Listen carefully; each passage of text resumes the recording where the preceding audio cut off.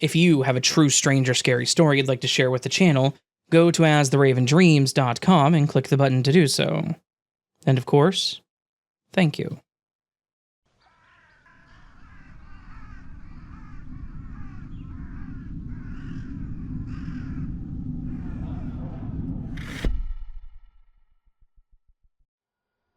Hello, Raven. I wanted to start by saying that your podcast has quickly become one of my favorites. Back in July, I took an extended weekend road trip for my birthday, and I like to pass the time on the road listening to podcasts. On my drive back home that weekend, I ran out of new content to listen to on my usual cycle, and Spotify randomly played one of your shows. Since then, I've been listening every week and feel encouraged to share my story. Thank you. I've always had a belief in the strange and mysterious when it comes to the unexplained, and I'm open to the idea of the paranormal, cryptids, extraterrestrials, etc. I'm not a huge fanatic, but always had a fascination in these topics. With that being said, I don't have too many personal experiences with these topics.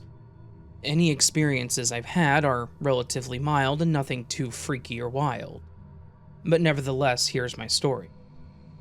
The story centers on the house I grew up in. There were a handful of unexplainable phenomena. I somewhat forgot about them, and it wasn't until I started writing that I realized these unexplained experiences shared some similarities. The first topic I will share are the noises my house made. When my family moved into the house, I was very young. I want to say I was around the age of 2 or 3, and my parents lived in that house until I was in my mid to late 20s. The house itself was not very old. We were the second or third owners of the house. Based upon this information and the architecture of the house, I want to say that it was built sometime in the late 1970s to early 1980s. Our house made many interesting noises.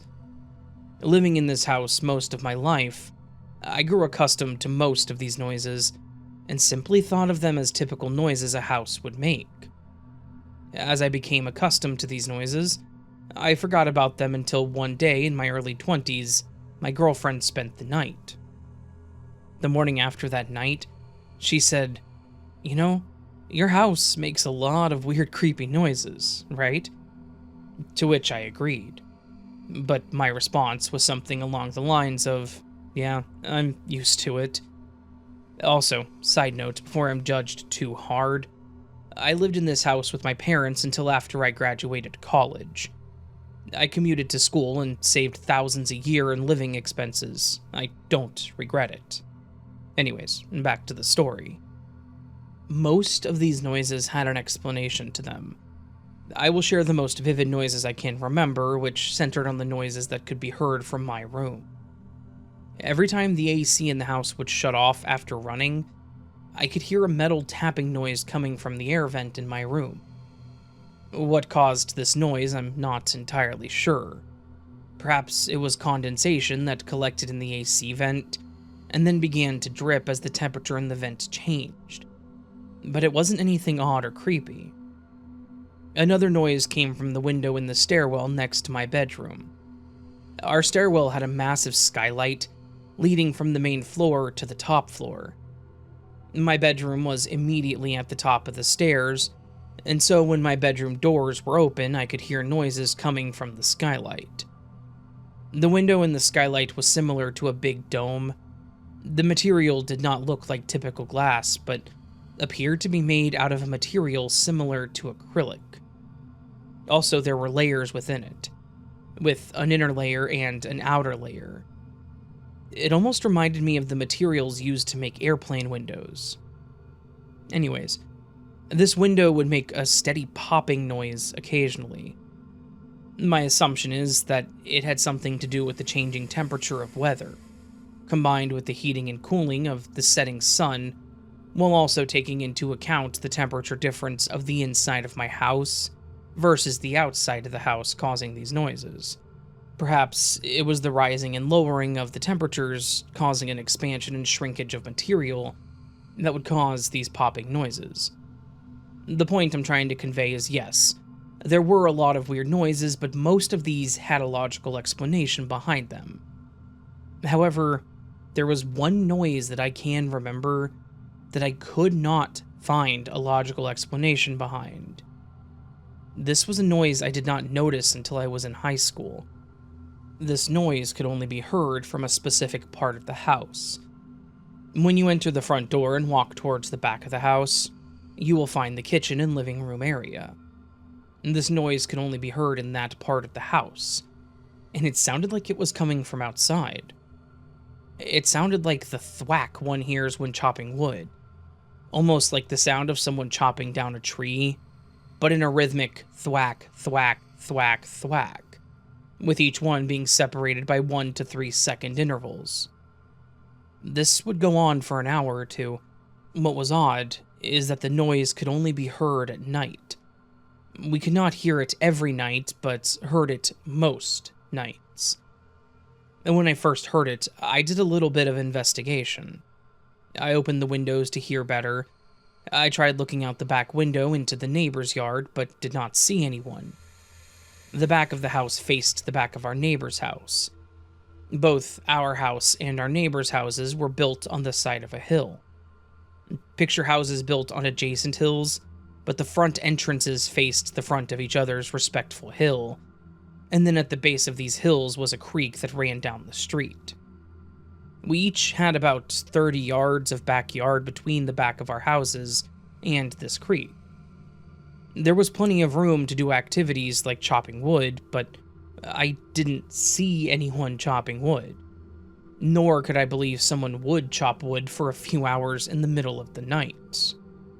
Again, I forgot about this noise until a few months later, when my mom noticed it as well.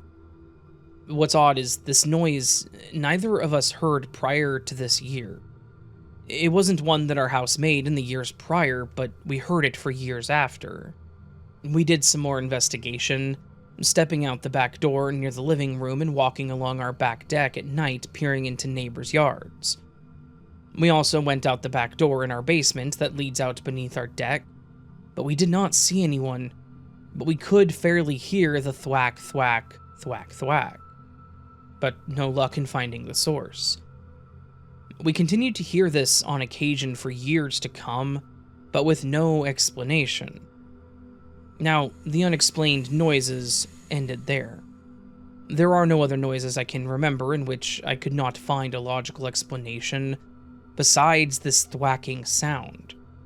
But there was one other unexplained phenomenon that took place in the basement of that house. Our basement was very nice. It was a finished walkout basement. For those who are unfamiliar with these terms, a finished basement means it has accommodations like walls, flooring, electrical, plumbing, etc. Our basement was more than a concrete or brick dungeon.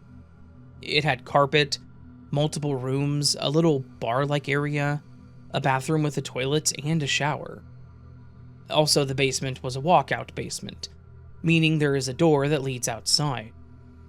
As I said, our house was built into the side of the hills, so the top of the hill was level with the main floor, and the bottom of the hill was leveled with the basement. In the basement, one of the rooms had a small closet with a sump pump. This closet was about 4 feet wide and 7 feet long, and near the back of the closet was the sump pump. For those who don't know, a sump pump is a machine that pumps water out from underneath your house to a location further away, to prevent the basement from flooding. Because your basement is underground, when water collects underground from heavy rains, it can flood your basement. This device helps to prevent the water from pooling under your house. What was peculiar is that this door locked from the outside.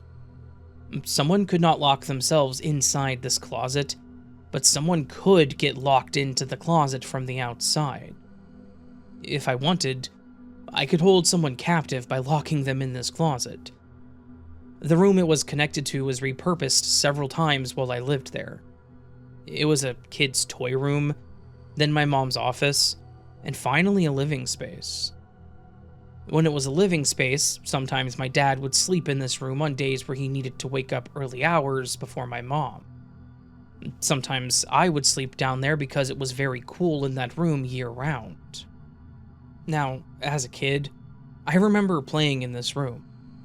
I would lock the closet door every day because the sound of the sump pump would scare me. Allow me to say that again. I would lock that door every day, meaning someone or something would unlock it every day. At times, this would scare me and freak me out. That's why this room became my mom's office, because I would refuse to keep my toys in there and play in there. As the years passed, I forgot about this, until I came to sleep in this room as a way to find a cool place to sleep during hot summers. Again, I would lock this door, only to find that someone or something had unlocked it. Now, when I was older and locked it, it would not be unlocked the exact following day, but perhaps 16 to 72 hours later. It would then be unlocked. All this time, both as a child and in my late teens/early 20s, when I found the door unlocked, I would ask my parents or sister if they went into this room, but they would deny this, meaning no one in my family had unlocked the door. The lock was a privacy doorknob lock, featuring a thumb-turn locking mechanism, meaning the locking mechanism was in the door handle itself. There was a little latch on the doorknob one would twist to lock it. To lock and unlock the door, you would need to twist the thumb, turn 90 degrees. Now, how do these two unexplainable phenomena connect? Remember how I said behind our house was a deck? Well, near the southeast corner of our house, about 10 feet from the foundation, was a massive tree stump. What's odd is that our deck was built over the top of it. Whoever built the deck decided not to remove the stump, but instead build over the top of it. It stood about 2.5 feet high, with a circumference of about 6 feet, slowly rotting from the inside out. Just on the other side of the wall from that tree stump was the room with the door that never stayed locked. I have no clue when this tree was chopped down. It could have been well before the house was built, or just about the time the house went up. I do not know how it was chopped down, perhaps by a chainsaw or perhaps by hand. Why was the stump left, and the deck being built over it? I don't know. This might be a stretch, but perhaps someone or something is destined to chop down that ghost tree, creating the thwack, thwack, thwack we hear on certain nights. Then, when done chopping down the tree, this spirit, for lack of a better term, would head inside to the nearest corner of the house, unlocking that closet door in the process. Or, as you can see, I sometimes have an active imagination. Perhaps these are all strange coincidences with nothing in common. Perhaps the thwack noise can be easily explained and the door unlocking is the result of metal heating and cooling in that basement, but who knows? Now, at some point, this tree stump was finally removed by my parents. I just can't remember when. About 3 to 8 years before my family sold the house, they had some termite damage, and as preventative maintenance to help resolve the termite problem, this rotting tree stump was finally chopped up and hauled out. At this point, I was no longer living in the house, so I'm unsure if this solved the unexplained noise, and the closet door that never seemed to remain locked. Besides these two weird items, nothing out of the ordinary seemed to take place in my mind. At least, nothing malevolent in nature.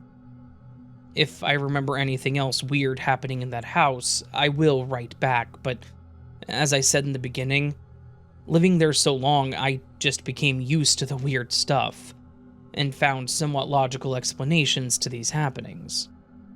To finish, I just wanted to say thank you for your time, and Raven, keep doing what you do. I really enjoy it, and I enjoy hearing the stories from listeners like me.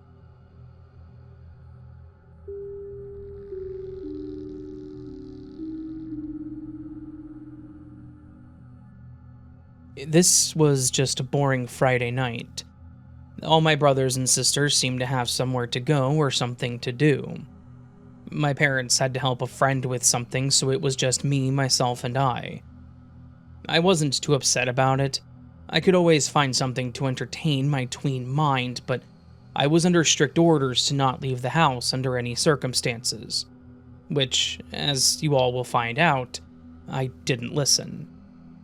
Anyway, I sat there thinking about the creek behind our apartments.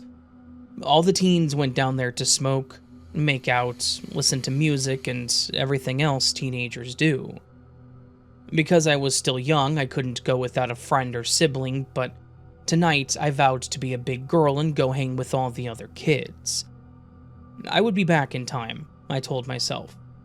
Little did I know I was making a huge mistake.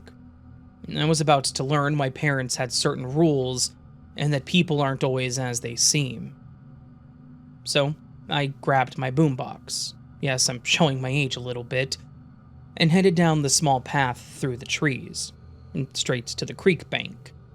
Music blaring, wind in my hair, but then I called out to everyone, and I knew that something wasn't right. I turned down the music and stood very still. The air, usually cool and crisp this time of year, was thick and smelled metallic. What? I thought. It's Friday. Where is everybody? Then I heard it. A disturbing crying sound. It sounded like a cross between a woman singing and sobbing. It chilled me to the bone. I edged closer to the creek and then heard it again. It kind of sounded like it was coming from beneath the water. I took off my shoes and waded in up to my knees, and it got louder. Kelly, Lisa, Dave, Melissa, Howie, Renee? I called out, hoping that some of them were just playing a joke on me. No answer. Oh God, I thought, what is this? And then I saw it. A bright light in front of me which glowed a bright blue. A motor kicked on, and then I felt something hot crashed into my leg. It didn't knock me over, but I did stumble quite a bit, and then the crying sound became a wail. I reached down to my leg and grabbed onto the thing that hit me. It was a light fixture, lit up with a small fan-like structure attached to his base. As soon as I lifted out of the water, I heard a robotic male voice say, "Don't touch us, little girl. We will electrocute you, and then we will have no choice but to leave you here. You should have stayed your disobedient self at home like your daddy told you to. We know everything that goes on here, and your friends, well, some of them might not exactly live here. You see, you don't know anything. So unless you're ready to meet your demise, I suggest you let go of me, turn around, and head home. And no, she isn't hurting. She's one of us. And no, we're not aliens and not demons, and we're not robots. If you get a top clearance, you'll find out who and what we are. Now, for the last time, get your hands off of me." It yelled. Not before I heard it hum and felt some strong vibrations. I just threw him, or it, away, and started running. I snatched my boombox on my way and never looked back. But I was suddenly stopped by, I guess, another one. I felt the harsh smack on the side of my head, saw the bright orange light, and heard an even more disturbing voice say, "You should have stayed home. Tell, and I will kill you. Slowly and painfully. It's a shame you didn't get to meet the one you were investigating. She has a blade." It hissed, clicked, and started wailing right in my ears. I was almost disoriented by the sound, but I kept running. I didn't relax until I was safely inside the apartment, with the door locked. I didn't even realize I was crying. I checked my leg and face. No bruises or burns, but what the hell was that? I grabbed the phone and started calling neighbors, but the things were right. Some of those kids didn't live there. Some of the moms just chalked it up to the neighbor kids bringing friends home from school, but when I told one of them where I had been tonight, she immediately got silent. I kept saying hello until she finally said, "I'm sending Kelly over. You don't need to be alone." She was over almost as soon as I hung up. She just hugged me and said, "Yeah, I know what you saw, but I don't know what it is." We sat there waiting, praying that someone would come home and explain everything. I didn't care about getting in trouble. I was just afraid and curious. My brother came home first. He was mad at me, but he never ratted me out. He just told me that the government had done some projects and training back there, and some of those kids were young recruits. Every second Friday, third Monday, first Saturday, and fourth Wednesday were testing days. But most of the time it was just teenagers hanging out. He said that my dad wanted me to know nothing of this, because I already have a vivid imagination. Still do to this day. No one knows exactly what those things are, but whatever, who, or what they are, they're extremely dangerous. I've done some extensive research to try and figure out what I tangled with that night, and I've only found one thing where a girl said she dreamed about seeing something like this outside of her house. But that's still nothing really. Can anyone tell me what that was? Should I just forget that I saw it? Should I have even written this story? I don't know. All I know is this. Sometimes it's best to just chill out and take people's advice. I'm still curious, but I always proceed with caution. You should too. To answer your questions, no, I never got a top clearance. I had to be bribed to ever go near that creek again, but did eventually go back with my brothers. But never ever on those days. And even in the heat of July, I just sat there while everyone else got in. I still enjoyed hanging out with everyone though, but I didn't look at them all the same.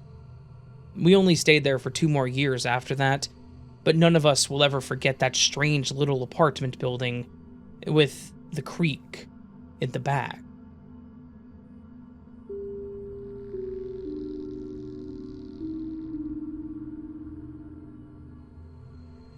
Hello, I'm newer to your channel, but I had something happen to me over the summer that I wanted to share, because while it was terrifying for me, I have no idea what caused it or why it happened in the first place. I had gone to a friend's house for a birthday party that was a little over an hour away from my home. I'm only 22, but I've never been much of a drinker, so the plan was to be there for a few hours and then drive myself back home. I got to the party around 4 p.m. and we all had a blast. We regrettably started a game of Monopoly that took a lot longer than I think most of us expected. I also wasn't willing to give up my spot, as I was winning. Yes, I'm competitive. Anyways, our game went on so long that we ended up ordering pizza, and I didn't leave until nearly 11 p.m. I could feel the day catching up with me, but I wasn't at the point that I was worried about falling asleep behind the wheel. However, my friend did offer to let me stay there for the night, but since I had to work the next day, I needed to get home. So I said my farewells and headed out, hoping the breeze and some music would help to keep me awake. As I mentioned, it was late, so the highway was pretty empty. I had a good drive ahead of me and I was ready to get home, so I may have been going a little faster than I should have. I'm not talking crazy, but probably around 10 over. Like I said, there weren't many cars on the road as is, and I stayed to the right, so I just focused on getting home. It was a normal drive in the beginning, up until the white convertible came flying up behind me. And when I say that, I'm not exaggerating. I can admit that I was going a little over the speed limit, but I saw the car's headlights weave out from behind another car, get back over, and then catch up to me. At first, I feared it was a cop that may have clocked me, so I started slowing down. But then I noticed they didn't have their lights on, so maybe it wasn't a cop. One thing that was consistent was that they still weren't slowing down. It was one of those moments when you see a car in front of or behind you that's going way too fast, and you brace yourself expecting an impact. And that's what I did. This guy was still barreling towards me, and I knew I was going to get hit. But to my surprise, instead of hitting me or even swerving to the left lane, they slowed down and stayed behind me. And now they were behind me. I could tell that it wasn't a cop either. That's when I noticed that it was a convertible. So my thought changed to it was just some jerk driving all over the road. He was only proving my theory when he started riding my bumper. I wanted to brake check him because I wasn't liking how he was driving, but instead, I put it in cruise control to go 1 over the speed limit and waited, hoping he would soon pass me. Instead, he stayed behind me for several miles, getting really close and then backing up. I kept eyeing him, as if I could figure out what their problem was through the mirror, but then they started honking and even flashing their brights at me. Seriously, I had no idea what this guy's problem was. Why not just go around? I finally got sick of the guy and tapped my brakes, but that seemed to do something to him. He backed off, and then out of nowhere he actually hit my bumper. It wasn't enough to knock me off the road or anything, but I could feel the slight lurch from it. Now I was mad because I doubt he was going to stop to record any damage. But here I was in the middle of the highway, almost midnight, with some maniac hitting me. I honestly didn't know what to do, so I just slowed down even more, hoping that going under the speed limit would entice him to move on. I get it, you win, just leave me alone. Finally, I started to get a small sense of relief when he swerved over to the left lane. I thought he was finally going to move on. I just hoped that any damage he did was minimal and that maybe I could catch his plate when he passed me. But I should have known it wasn't going to be that simple. He got over and was now right beside me. I was nervous, but I wanted to make eye contact with this person. Who was this crazy jerk? I looked over and the guy had turned on the interior light. He was wearing a red shirt and cap, but the part that stood out to me was the gun in his right hand, pointing directly at me. I didn't think, I just reacted. I ducked down, slammed my brakes, and swerved over to the shoulder. The convertible kept going, and when I looked up after a few seconds, he was long gone. I was shaking, terrified that I could have been shot, or even maybe he could come back or be waiting for me up the road. And the worst part, I had a very vague description and no license plate number. I stayed where I was and I called the cops. That way I could at least report that he hit me. It was a hit and run at this point, even if they couldn't prove or do anything about the gun. I did look at my bumper. I have a deep blue Ford, and while the dent wasn't very prominent, there were some white paint scuff marks. The cops arrived and I explained everything to them, and they seemed skeptical at first. I say that because they kept asking me if I was sure that I didn't know the person. Did I piss someone off on the road earlier or cut them off? Even asking if I was racing them. I was driving an old Festiva. I'm not racing anyone in that thing. They got my information, took pictures of my car, and that was it. I took pictures too so I could give them to my insurance and see if there was anything they could do. I won't sit here and lie. I was terrified to drive home. I was worried he was legitimately going to be parked somewhere and waiting for me. However, I did get home with no more incidents. I ended up taking a road parallel to the highway, not wanting to give that guy a chance. To this day, I still have no idea what his problem was. From what I could make out, he did not look familiar. I still can't think of anyone that would have known where I was at that exact moment that could have been messing with me, nor could I think of anyone that was pissed off at me to follow and threaten me with a gun. So, was he just mad and wanted to ruin someone else's night? Was he playing a really bad prank and wanted to scare someone?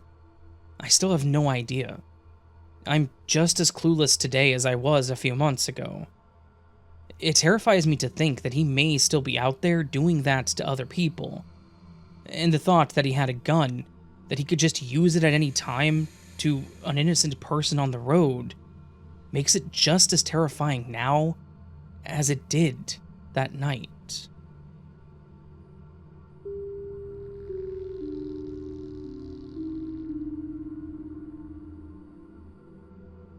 Hi, Raven. I'm a big fan of your channel. I've been watching your videos for about half a year now, so whenever I need to distress or relax, I turn on your videos. I find your content calming and creepy and yet interesting, which has finally inspired me to share a few of my stories to get them off my chest. My earliest memory takes me back to my childhood home in the Midwest, where I'm originally from. I was around 6 years old back in the year of 2006, I believe. Growing up from a very small age, I always had constant nightmares which traumatized me to the core, but it became normal for me soon after. However, this one night was interesting. After I woke up from a nightmare that I had routinely, I distinctively remember immediately looking straight at a Mickey Mouse picture hanging over the dresser, which was my favorite picture, by the way. It was a picture of Mickey and Minnie Mouse sitting in front of the fire drinking hot chocolate at night in their living room. All of a sudden, the picture just dropped out of nowhere, falling behind the dresser and breaking, which had left me confused. The nails on the wall were perfectly strong and aligned, so I don't understand why it would fall. After all, that picture has been hanging there for quite a few years, with nobody ever touching it. I also had shared a room with my twin sister then, so the funny thing was that years later after that incident happened, I told my sister about it, and she remembers waking up at the exact same time as me, and experiencing watching the picture fall and break as well. This may not be anything. However, sometimes at night, after our mom would pick out our clothes for school, she would turn off the closet light, shut the closet door, and leave the room, only to find myself waking up in the middle of the night to the closet light being on again. This would scare me. I would ask my mom if she turned it on, but she would always reply with a no. A year later, so in 2007, I believe, another creepy incident had happened. My sister and I were sleeping at our grandparents' house, which was built by my great-grandfather by hand. It's so full of history and rich memories, so that house still means a lot to me. Even though my grandparents don't live there anymore, they downsized to a smaller house. Anyways, me being the scaredy cat that I was, I always felt comfortable sleeping across the room from my grandparents upstairs, instead of sleeping downstairs in our girls' room, the room that our grandfather had made for my sister and I. That one night, when my sister and I were sleeping, I remember waking up laying on my back and not being able to move. I was too scared to get up and use the bathroom as well, so I just laid there. However, the room looked a bit off, and when I slightly turned my head and eyes to the left of me, I kid you not, I saw a long arm with a hand slowly raising above my head and then covering my eyes swiftly. I felt the dryness of the hand too before I passed out. Then in the morning, I woke up and it was back to normal. I haven't talked about it ever since then, until the year 2021. I mentioned it to my mom randomly one day, and she mentioned that the same thing had happened to her when she was a little girl, in that very same house, in that very same room. So that really makes me think that there's more about the house and its history. I really don't know what else to say about this, as it could mean anything. Although I do have a few more incidents that happened to me when I was a child, I won't mention them all here for the sake of time. But the last one that I would like to share with you was when I moved to the South. I believe it was the year 2013. It was a hot day. I was in the car with my mom and a family friend of ours. I loved and still love to go and visit different grave sites/cemeteries. As I go there to pay respects to those who have passed on, I once even had visited part of the gravesite where some slaves were buried at, which was very emotional. However, back to the story. My mom, our friend, and I were driving in a small neighborhood and came across this small cemetery that was in the center of the neighborhood. I wanted to check it out, and so we did. After about 15 minutes of looking around and reading some of the names of who had passed, I saw a small tombstone which was of a little child. Very young. Died within a couple of years. It made me sad, but I eventually moved on and walked back to the car as I couldn't stand the heat. The windows were all rolled down too. And as soon as we all were seated inside the car and strapped up, my mother was turning on the car as I heard a small high voice to the right of the car saying, "Thank you." I turned to my right and looked around to see if any neighbors had come out. Nobody was there. I turned to the left and then behind me. Nobody was there. I then turned to the gravesite, in which I heard the voice coming from, and then turned to my mom and our friend. To my surprise and relief, my mom said, "Did you hear that?" She turned to our friend and then she replied with a, "Yeah, I heard it too." Both confused, they looked around to find the source, but to no avail.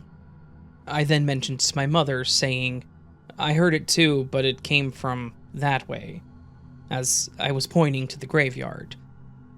This has left us all confused and speechless, as we couldn't find anyone outside to support the claim. So, my mom gave up and began to drive away. As I was looking at the site, giving it one last glance, I looked up, smiled, and quietly said, "You're welcome." This may sound weird. Even though I'm not sure what to believe in, I believe it was one of the little children I had paid my respects to, saying those words to us in appreciation. This one incident that gave me a little warmth and comfort in the end. Additionally, something I want to add is that the gravesite that I just mentioned probably doesn't get many visitors, as the maintenance of it was somewhat unkempt, and it looked run down. Sooner or later, I hope I could find a conclusion and source as to why these events happened. I think of it every now and then, as it does hold some meaning to me as well. I do apologize if my experiences weren't as exciting, but it means a lot to know that I'm not the only one who experiences unexplainable events in their lives. Recently, I haven't experienced anything, but if I were to, this channel would be the first to know.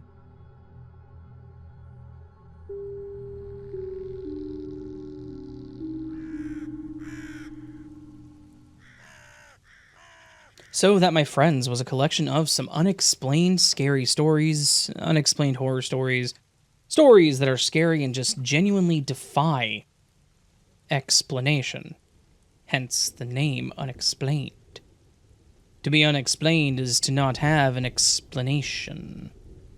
To not be given an explanation, technically, would that be? Whatever. Scary unexplained stories, stories that just happen, and there's no answers. There probably never will be. Creepy stuff. Yeah. Hopefully you all enjoyed these stories. If you did, that'd be fantastic. Please do hit the like button. And also, hopefully you all had a fantastic Halloween. It's the day after Halloween right now. It'll be Friday whenever this video goes live. No video on Halloween as there was, just the live stream that happened. It was a great live stream. I'm saying that, and the live stream hasn't happened. I'm pre-recording this outro.